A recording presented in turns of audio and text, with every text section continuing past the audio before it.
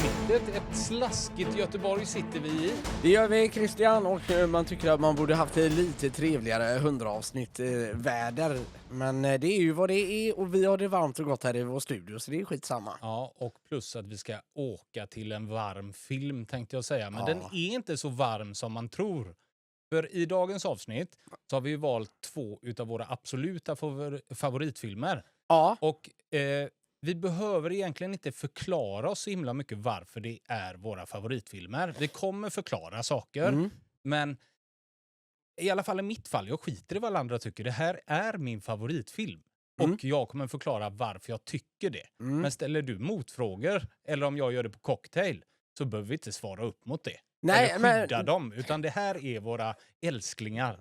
Ja, nästan. Ibland kan... Jag vill nästan... Det får ju stå för mig när det gäller min film då. Men den är lite guilty pleasure-film också. För mig. Ja, och jag tycker vi börjar där. Och det är ju Cocktail som är din film. Cocktails and Dreams. In 1 square mile of this saloon lies the greatest concentration of wealth in the world. Yes. But how was a bartender gonna get his hands on any of it? This is the big time. Are you ready for the big time, young Mr. Flanagan? I think I can handle it. This isn't what I ordered! Get your act together! Why? All right. Now, what was it that you ordered? A martini! What's in that? There are many ways to fool a customer. You will learn them all. Yes, Obi-Wan. You get the women, you get the bucks. And you can see the color of their panties, and you know you got talent. Stick with me, son. I'll make you a star. Cocktails and Dreams. Men filmen heter ju bara Cocktail. Ja, det gör den. Ja, men den... och det var det jag menar med varmare breddgrader. För de åker till Jamaica och ska öppna den här baren. Eller det är ju drömmen. Ja, precis. Exakt. Eller, ja... hela storyn är väl egentligen lite så här. Tom Cruise då, han kommer hem. Jag tror han har väl legat i armén som alla andra har gjort vid den tiden. Kommer hem från lumpen. Ska in på Wall Street. Kom ihåg, detta är 80-talet. Tänkte Michael Douglas-filmen. Vad heter den filmen? Wall Street. Ja, men det är mycket med det med yuppinallar och sånt där. Så filmerna gick också lite i det temat mycket på 80-talet. Med mobiler och sånt. Alltihopa, va? Men... Jo, det jag ska säga var att han misslyckas ju då i sin business school. Det går ju inte så bra för han, så han får ju plugga och jobba samtidigt, för han får ju inte sån här internship som man gärna vill ha då, att under studierna får Bidrag. Ja, men precis, och under studierna får du även då jobba på stället. Jag vill minnas att det är så det var. Hur som helst, han börjar jobba på en bar och kan liksom inte riktigt kombinera de här 2 världarna, och den här andra Coughlin som han kallas, Coughlin's Law. Coughlin's law. Anything else is always something better. Den äldre gubben som äger baren som han börjar jobba hos. Men mer eller mindre övertalar han. Skit i det där och häng med mig i barlivet. Ja, för du sa det som att han inte klarar av bägge. Han väljer ju hellre att vara bartender egentligen. Tycker du det? Han försöker ju, men han somnar på lektionen. Han försöker, men hans dröm blir ju sen att vara bartender. Det är ju det han går igång på, inte det andra liksom. Nej, men precis, och tillsammans hade de väl också då en planering med att ha en jävligt nice bar i Karibien. Men han då träffar en dam, vad heter han, Tom Cruise, en reporter, varpå hon sen går över till den äldre herren och de blir ovänner, och där klipps filmen nästan och går in i nästa kapitel, och då har ju då, vad heter Tom Cruise, öppnat upp sin bar i, vad heter det, Karibien. Flanagan som han heter. Ja, precis. Vad tycker du om Tom Cruise? För detta är ju egentligen bland det första han gör. Ja, men han gör ju ett stort namn i Cocktail. Det är ju denna Days of Thunder, Top Gun. Det är ju de filmerna som kommer där runt 80-talet. Ja, precis. Days of Thunder i början av 90 där. Men visst, de skarvar ju på varandra. Nej, men jag gillar detta. Jag gillar ju denna versionen av Tom Cruise. Sa jag början på 80-talet? Nej, du sa 80-talet ja, bara. För denna är ju 88. Ja. Och sen kom Days of Thunder. Ja. Sådär. Ja, det var så jag menar. Ja, nej men jag gillar ju denna versionen av Tom Cruise. Jag vet inte varför. 80-talet, lite för stor skjorta, ursnygg, i sin prime. Jag vet inte. Jag diggar Tom Cruise så jävla mycket under den här tiden. Vet du vad jag hatar med Tom Cruise under den här tiden? Jag tycker hans filmer är bra. Jag gillar ju alla de här. Men jag klarar inte av hans leende och skratt i de här filmerna. Nej. Och det förstår jag ju är det som gjorde han till den han är. Alltså charmen och det här snygga och det där med skrattet. Men jag tycker att i alla de här filmerna så överanvänder han skratt hela tiden. Han försöker liksom skratta åt allting. Till och med när han blir slagen utanför den här baren. När han fått ett bryt inne på den fina baren och så går de ut så får han en smäll av en gammal tant där. Ja, men det är ju hans tjej som precis, den rika damen. Då ska han också börja skratta. Och det är liksom, han använder det hela tiden, skrattet. Och det gör han i Top Gun, Days of Thunder. Även idag gör han det till viss mån. Och det har jag så svårt för. Jag har haft ända sedan jag såg filmerna där och då. Sen så tycker jag alltid Tom Cruise har gjort jävligt bra filmer. Så att jag har förbisett det, men jag tycker inte om Tom Cruise, men jag gillar hans filmer. Förstår du vad jag menar då? Ja, jag hör vad du säger. För han gör ju ändå liksom de här lite sci-fi-filmerna då och då. Nu tyckte jag Oblivion var bra. Men annars tycker jag det är ett träsk som inte han ska vara i. Men är det inte härligt med Tom Cruise att han också gör annat? Han Jo, det är fastnar klart inte att det bara i samma... Det hade ju varit lätt för han att fastna i det här Cocktail, Days of Thunder, Top Gun-stuket. Men så kommer Minority Report tidigt 2000-tal och den Oblivion. Ja, när kom den? 2012 eller något sånt där? Vi sitter här och höftar lite, men det gör inte så mycket. Nej. Men det gillar jag faktiskt med Tom Cruise. Och så nu då har han gjort mycket Mission Impossible. Men han har liksom gjort Eyes Wide Shut. Och det har varit lite väldigt annorlunda filmer. Vad heter den? Vanilla Sky. Och... En vampyrs bekännelse. Precis. Ja. Så att han gör ju väldigt mycket olika saker. Liksom. Ja, men det gör han. Men jag tycker att han är bäst som bäst. Eller så är det nog att jag lägger så otroligt mycket personlig värdering. Och det ska man göra såklart på det viset. Men jag är ju också personligen så förtjust i palmer och turkosa hav och drinkar och färgglada skjortor. Och det spelar rätt ner i på min gata detta. Det är det och rymden. Det är och där rymden. du är. Då är du på din gata. Ja, men det är man verkligen. Jag tycker det är jävligt härligt. Jag satt och kollade på den här om dagen. Då ringde en kompis och då sa han, vad gör du? Jag kollar på Cocktail. Vet du vad han svarar då? Nej. Wow! Och vet du vad jag svarar då? Nej. Det är inte så wowigt längre som man då tyckte. Jag vill minnas att jag också tyckte jättemycket om Cocktail. Men jag hade för mig att det var mer i Karibien. Det är ju inte så mycket där egentligen. Nej, det är det verkligen inte. Och jag hade för mig att nästan hela filmen utspelar sig där. Men den utspelar sig i ett regnigt New York. Det mesta. Ja, den gör ju det för att det går. Den här jävla Coughlin, han är ju bara dåliga nyheter för Tom Cruise genom hela filmen. Ja. Men ändå en vänskap som är jättestark emellan dem såklart. Ja, men på ett sätt så är det ju ändå han som skapar det livet till Tom Cruise. Coughlin. Det är det ju, absolut. Men ändå är han ju ett stort jävla as. Ja, för när han är då rätt elak mot honom. när allting väl började gå bra då med Elizabeth Shue som spelar den andra huvudrollen, som är också, hon är ju så makalöst bra tycker jag. Ja, det är hon. Hon är galet bra. Men väldigt, väldigt överspelad. Och jag ska komma till det sen. Ja, men det är 80-talet. Ja, precis. Jag skulle komma till det. Det är 80-talet, det är mycket överspelat. Men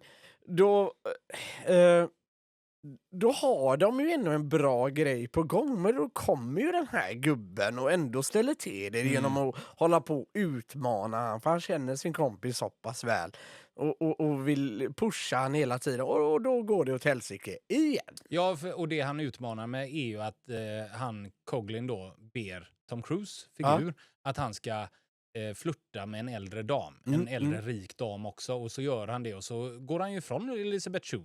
Nu hoppar vi mellan namnen i filmen och de vanliga, men det gör inte så mycket. Och då skiter han ju henne. Och sen så kommer han ju på sig själv då när han är hemma i New York igen. Att fan, det är ju Elizabeth Shue jag vill vara med. Så han är ju aldrig egentligen snäll mot honom. Utan så fort han har en idé, Tom Cruise, om han har en idé och berättar den för Coughlin, så dömer han ju ut den hela tiden. Ja, men det gör han. Han är så jävla bäst. Men grejen är, han är som... Kommer du inte ihåg när man var yngre? Jo, just det. Kommer du inte ihåg när man var yngre? Så kanske det var någon polare som hade en storebrorsa. Han visste allt, hade svar på allt. Och så visade det sig sen nu i vuxen ålder att han var ju typ bara 5 år äldre. Ja, precis. Men där och då så kändes det som en livstid och man lyssnar ju på den här killen. Ja. Men det där fortsatte i Cocktail. Ja, exakt. Han- Jag kollade bara lite ljud där. Ja, Ursäkta. Ja. Nej, men ingen fara. Men det fortsätter. Han ger ju sig aldrig. Han Nej. kan och vet allting hela tiden. Coglins law. Gör så här. Tänk så här. Så här är det så där. Visste du inte? Och så en massa dåliga ordspråk. Ja, visst. Nej, men det är jättekonstigt. Och där får han ju upprättelse i slutet, Tom Cruise, när han har dött. Ja. Då skriver han ju ungefär så här att du ska ju aldrig lita på mig. Han är ju en otroligt trasig människa hela tiden från början. Medan då Tom Cruise inte riktigt vet vad han ska göra. Han tar ett jobb, han har det skitkul. De blir superhyllade av alla besökare, vad säger man, de som är på puben och köper dricka. Och de blir det nya, att de ska in på innekrogar och de ska göra hela den här grejen. Och han ser ju upp till honom och det är han som har format hans nya liv så att säga. Ja. Men så är han ett jävla kräk hela tiden mot honom. Så han vet inte vilket ben han ska stå på. Ja, jag vet inte. Det enda jag får ut av han det är att han är den här killen. Alla har såna här i sina Kompisgäng, ja. kompisgäng eller i sina samhällen. Mm. Det var grabben som aldrig växte upp. Utan han liksom, när de växte ifrån han, då började han umgås med nästa generation som är i den Och åldern. förstörde den. Och förstörde den Ja. och förstörde den. Liksom, så det kan finnas en hel by som har umgås med samma person. Ja. Det är bara att de flesta växer ju upp och går vidare i livet. Inte Billy. Nej. Han står kvar utanför Ica med sin Push Dakota och fångar upp nästa generation. Ja, visst. Men Han Billy, nu är du ändå 43, du kan inte umgås med de som är 17. De har en del att lära av mig. Jag kan. Jag kan. Men jag förstår att du väljer den här filmen. För vi har känt varandra länge nu och du har ofta pratat om Cocktail och sådär. Och mitt minne av Cocktail var att fan vad jag tycker om den. Det är en bra dramafilm så att säga. Och den var ju stark när vi var små. Det var ju en jättestor film. Alltså Cocktail var en av de största där och då. Men nu när jag såg den så tyckte jag vad den inte var som jag mindes den, vad överspelat det är, vad den egentligen inte handlar om någonting. Förstår du vad jag menar? Den är ju väldigt mycket drama. Det är ju bara att dricka, men det är ett prata, livsöde. ljuga. Det är ett livsöde, ja. Så att det händer ju inte så mycket. Men när eftertexten rullade, då ändrades jag och tyckte så här, fan vad bra det här är. Och det som är så bra som jag tycker, det är Tom Cruise hela resa. När han träffar Elizabeth Shue, de liksom badar i ett vattenfall. Och alltså, det är så mycket klichéer i den. Ja, den och det är det fullmatad. jag tyckte om sen när den var klar. För sen när han då har svikit Elizabeth Shue, kommer hem, går till den restaurangen hon såklart jobbar på, en typ lunchrestaurang typisk i USA. Ja, men sån där diner. En diner, ja. Och då ska han bara sitta där och fråga då, vad är lunchen idag? Eller vad är dagens lunch? Varpå hon säger, arg i början såklart, men sen går och säger, jag ska hämta dagens lunch och häller allting över honom. Och han sitter där och bara skrattar och de andra gästerna undrar vad det är som har hänt. Likadant när han ska... Och så det fantastiska skämtet. Jag hade funderat på dagen, sa jag och säger Tom Cruise till de här andra gästerna. Kul! Ja, det är det jag menar. Att det är så överspelat. Det är så många sådana här saker. Men sen när man knyter ihop säcken så funkar allting. Och man tycker verkligen att det var bra. Det är som när han ska hem då till Elizabeth Shues pappa som är så arg på honom. Och de ska inte få bli tillsammans för hon är en rikemansunge. Och han är bara en enkel bartender. Och han liksom nästan kidnappar henne ifrån där och börjar slåss med den här battlen och så här. Och allting funkar till slut. Ja, och lägger över det på han.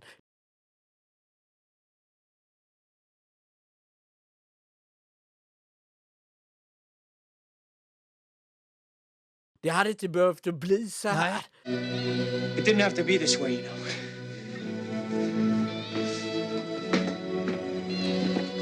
det här är inte mitt fel. Det är inte mitt fel. Du hade inte behövt stå emot mig. Nej, jag är Nej. en läcker bartender från Karibien. Fan, trodde du? Så att det är så, om man säger så här, den varvar sig själv och lyckas med det till slut. Ja, och jag tycker den avslutar med en trippelvarvning också. Så här, typiskt klyschigt och sånt. Att jag slår vad om att du inte kan få mig och tappa andan igen. Eller spook you, eller skrämma mig. Ja. Ja, men det tror jag att jag kommer göra. Ja.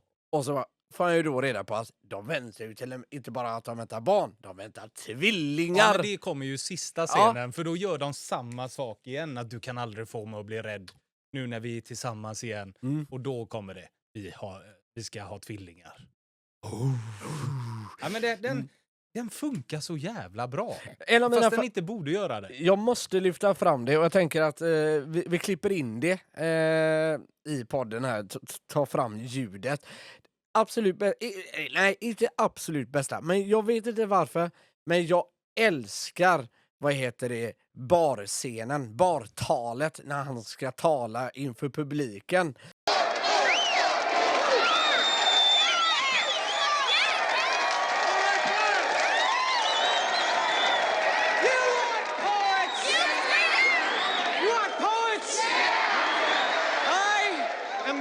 Last barman poet. Give us a kiss, you sexy beast! I see America drinking the fabulous cocktails I make. America's getting stinking on something I stir or shake. The sex on the beach. The schnapps made from peach. The velvet hammer. The Alabama slammer. I make things with juice and froth, the pink squirrel, the three-toed sloth. I make drinks so sweet and snazzy, the iced tea, the kamikaze,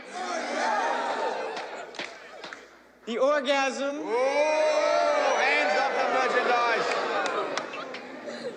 The death spasm. The Singapore sling, the ding-a-ling. Ding-a-ling! America, you're just devoted to every flavor I've got. But if you want to get loaded, why don't you just order a shot?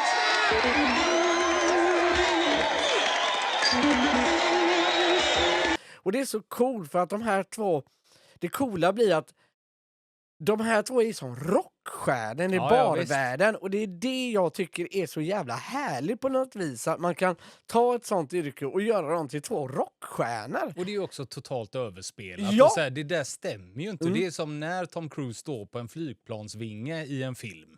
Så köper man det.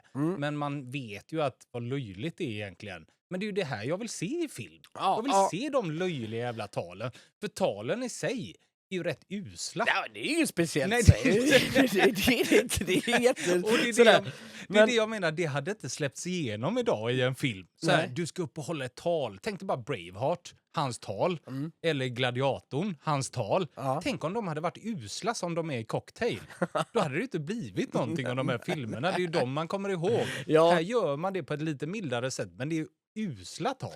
Ja, men det är ändå ett härligt tal och framförallt så talet är gott och han får med sig publiken och sen kommer, jag tror det är Joe Cocker eller något sånt där, en gammal låt och det blir sån jävla härlig feeling i hela den scenen. Ja, för det har de ju genomgående genom hela filmen. Det är ju extremt mycket musik i den. Och de har ju lyckats med varenda låt. Allting passar ju perfekt hela tiden. Alltså du vet när det fejdar in över det här turkosa havet och Beach Boys Kokomo. Den här takten. Alltså jag slår volter varje gång jag ser det. Det är ju första scenen när man får se att de kommer dit. Ja. Och då går man från det gråa New York till det. Och så kommer Beach Boys-låten. Så att lyckas de igen med en klyscha. Ja.